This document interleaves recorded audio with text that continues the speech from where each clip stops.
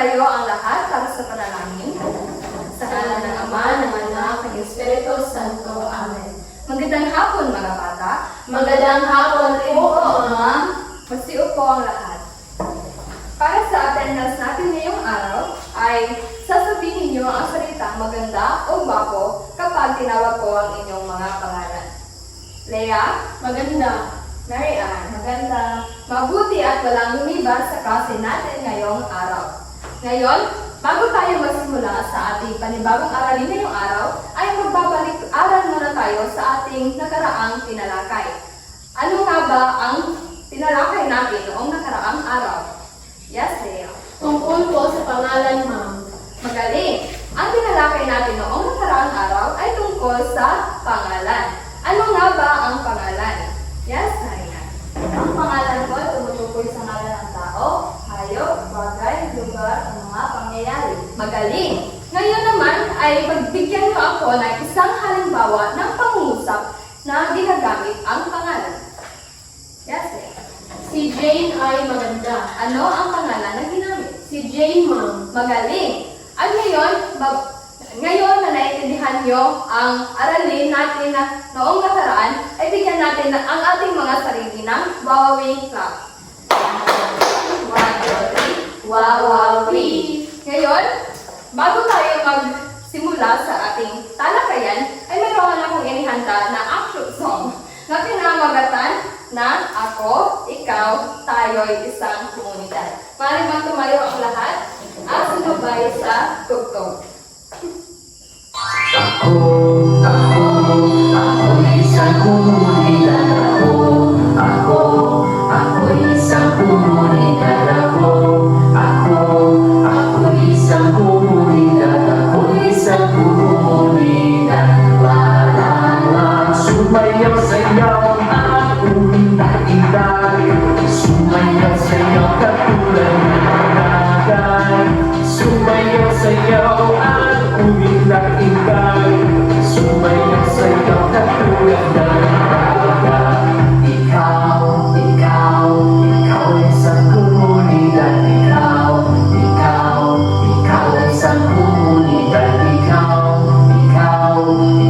isang komunidad ikaw ay isang komunidad sumayaw sayaw at umindak-indak sumayaw sayaw katulad ng dagat sumayaw sayaw at umindak-indak sumayaw sayaw katulad ng dagat tayo'y isang komunidad tayo'y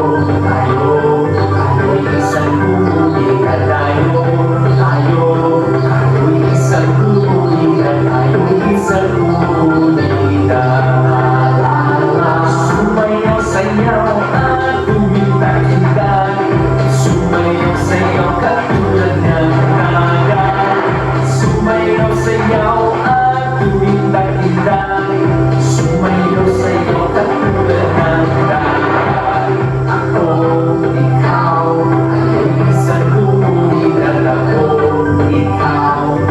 isang komunidad ikaw ay isang komunidad isang komunidad sumayaw sayaw at umindak-indak sumayaw sayaw katulad ng dagat sumayaw sayaw at umindak-indak sumayaw sayaw katulad ng dagat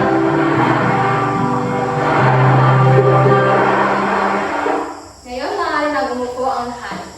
Gising na ba ang lahat? Opo, Ma'am. Mabuti! At ngayon ay may babasahin tayong isang tula na pinamagatang Lahing Pilipino. Basahin ito intindihin nyo ito at basahin ng mabuti dahil meron akong mga katanungan na inihanda. Sabay-sabay. Lahing Pilipino, Ibibini Lea Divi Teodoro. Ako, ikaw, siya, sila, kayo, at tayo. Lahing Pilipino, nananalayay sa ating dugo. Sa anumang pagsubok ay hindi sumusuko. Pananalig sa Diyos lagi sa ating puso. Ngayon, meron ako dito itong mga katanungan at sagutin nyo ito ng titiklaman. Unang katanungan, ano ang pamagat ng tula? A. Ang lahing Koreano. B. Ang lahing Pilipino. C. Ako ay Pilipino. Yes, Ryan. Letter B, ma'am. Tama. Ang sagot, ang pamagat ng tula ay ang lahing Pilipino. Ngayon, ang pangalawang katanungan. Ayon sa tula, anong katangian ang dapat taglayin sa pagkamit ng kalayaan? A. Katapangan. B. Kaluwagan. C. Katahimikan. Yes, Leah. Letter A po, ma'am. Katapangan. Tama. Ang katangian na dapat taglayin sa pagkamit ng kalayaan ay katapangan. Ngayon, ang pangatlong katanungan. Bilang isang bata, ano ang iyong magagawa para sa ating bayan? A. Hindi pagsunod sa payo ng mga nakakatanda. B. Pag-aaral ng mabuti para sa magandang kinabukasan. At C. Pagiging makulit na bata. Yes, Naren. Letter B, ma'am. Tama. Ang tamang sagot ay pag-aaral ng mabuti para sa magandang kinabukasan. At ang panglima at panghuling katanungan. Paano mo maipapakita ang iyong pagiging isang lahing Pilipino? A. Tangkilikin ang mga produkto ng dayuhan. B. Ikahiya na ikaw ay isang Pilipino. C. Ipagmalaki ang lahing Pilipino saan mang sulok ng mundo. Yes. Letter C po, ma'am. Tama. Ang tamang sagot ay ipagmalaki ang lahing Pilipino saan mang sulok ng mundo. Dapat nating ipagmalaki ang ating pagiging Pilipino katulad ng kung paano natin ipinagmamalaki ang ating pamilya at ang ating paaralan. Kilala tayo bilang mga Pilipino na masipag, mabait, palakaibigan at matutong makisama at lalong-lalo na ang pagiging matatag at matapang. Sa pagpapakita ng mga katangian na ito ay mahalaga rin sapagkat ito ay makatutulong sa atin na manatiling tapat sa ating pinagmulan at maalala ang mga pagpapahalaga na dulot ng pagiging Pilipino katulad ng paggalang, katapatan at pagkakaisa na kailangan din na kabilang din sa bahagi kung bakit tayo ay natatangi bilang isang Pilipino. Ngayon ay basahin natin ang mga salita na nakapahilig mula sa binasang tula. Ito ay Ako, ikaw, siya, sila, kayo, at tayo. Ang mga salita na ito ay ang tinatawag natin na mga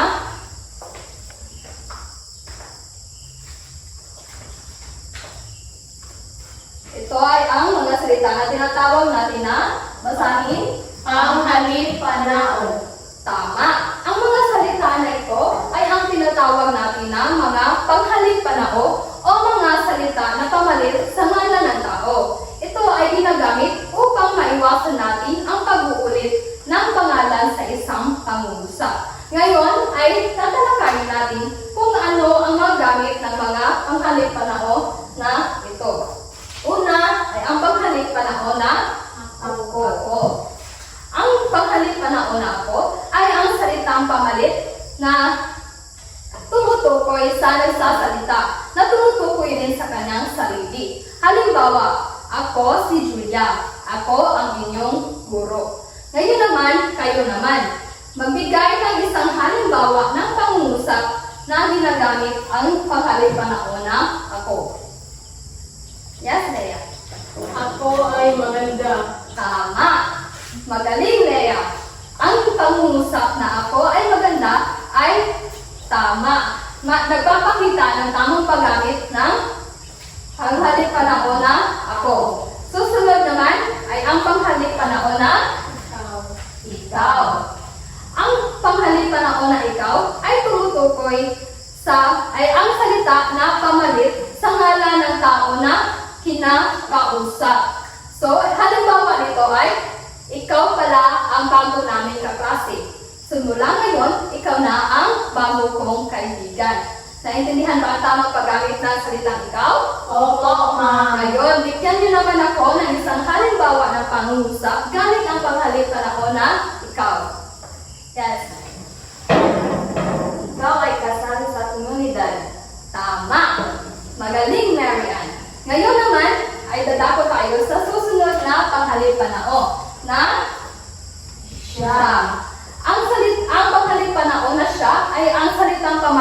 pangalan ng tao na pinag-uusapan. Halimbawa, ang pangalan niya ay Jian. Siya ay mabait na bata. Naintindihan niyo ba ang gamit ng panghalip panahon na siya? Opo, ma'am. Ngayon, bigyan niyo naman ako ng isang halimbawa ng pangungusap gamit ang panghalip panahon na siya. Yan, Saya. Siya ang aking kaibigan. Tama. Susunod naman ay ang panghalip panahon na Sila. Tama. Ang panghalip panahon na sila ay ang salitang pamalit sa ngalan ng dalawa o higit pang tao na pinag-uusapan. Halimbawa, si Joy at si Marie, ang aking mga kaklase. Sila rin ay aking mga kaibigan na babae. Naintindihan niyo ba? Opo, ma'am. Ngayon, bigyan niyo ako ng isang halimbawa ng salita ng pangungusap gamit ang panghalip panahon na sila. Yes, sir. Ako ay may nakitang dalawang magkaibigan. Sila ay tumatakbo. Tama. Ngayon naman, dako tayo sa ika-5 na panghalip panahon. Ito ay ang Kayo. tama. Ang panghalip panahon na kayo ay tumutukoy or isang salita na pamalit sa ngalan ng dalawa o higit pang tao na kinakausap. Halimbawa,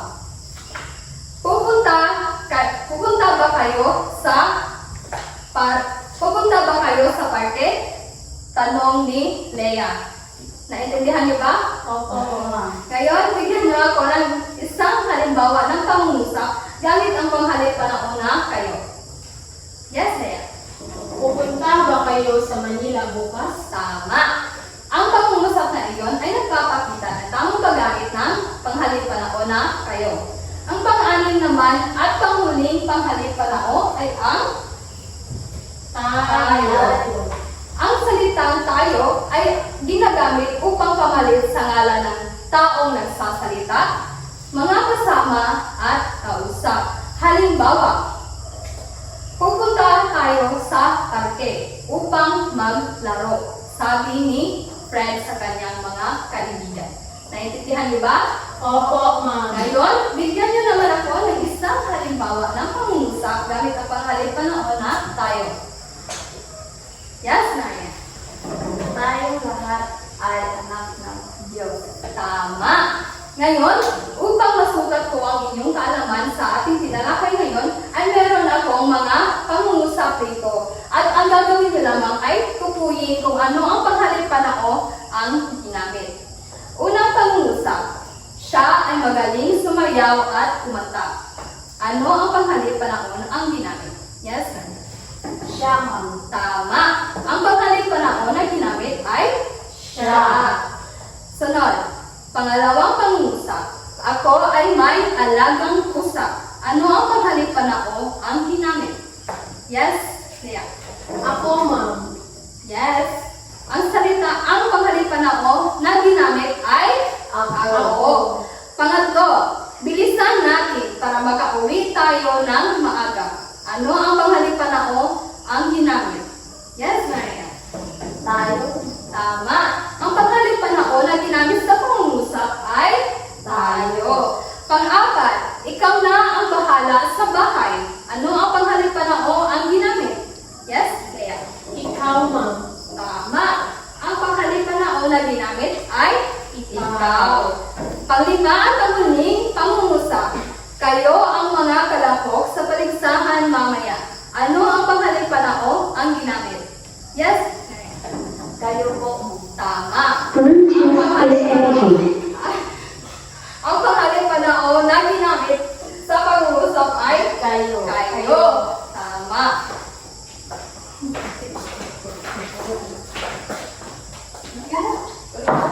Naiintindihan niyo ba kung ano ang panghalip panahon at ang gamit nito? Opo, ma'am. Ano nga ulit ang tawag sa salitang pamalit sa ngalan ng tao? Panghalip panahon. Tama.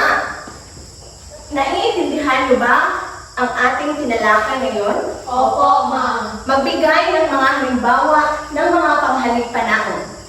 Yes, Leah Jean? Ako. Ano pa? Ikaw. ikaw, siya, sila, kayo, at tayo. Mahusay. Wala na bang katanungan o paglilinaw? Wala na po, ma'am. Ngayon, magkakaroon tayo ng pangkatang gawain. Hatiin ko kayo sa 3 pangkat. At bawat pangkat ay may iba't ibang gawain na nakaatas. Sa unang pangkat, ito ang kanilang gagawin. Basahin ninyo na mabuti ang panuto para kayo ay makasagot ng tama. Para sa pangkat 1, bilugan ang wastong panghalip sa loob ng panaklong. Para naman sa pangkat 2,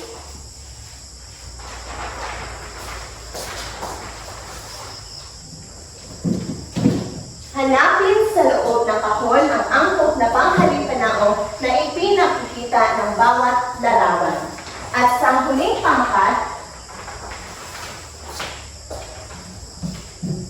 isulat ang tama kung tama ang panghalip panaon na may salunggit sa pangungusap at isulat naman ang mali kung ito ay mali. Maaari na ninyong gawin ang gawain.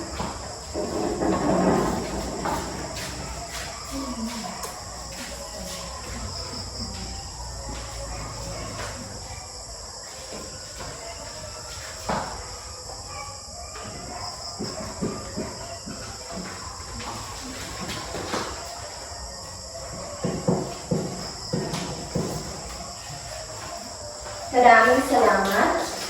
Madali lang ba o mahirap ang ating gawain ngayon? Hindi po, ma'am. Okay, mabuti naman. Ngayon, kumuha ng isang buong papel at meron tayong pagtataya. Pakibasa ng panuto. Sa isang buong papel, bumuo ng 2 halimbawa ng pangungusap gamit ang mga pangalip panaon na nasa ibaba. Okay, maaari na kayong sumagot. Tapos na ba? Tapos naman, Pakipasa yung mga papel. Maraming salamat.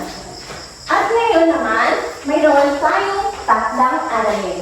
Kunin ang inyong assignment notebook sa Filipino at isulat ninyo ito.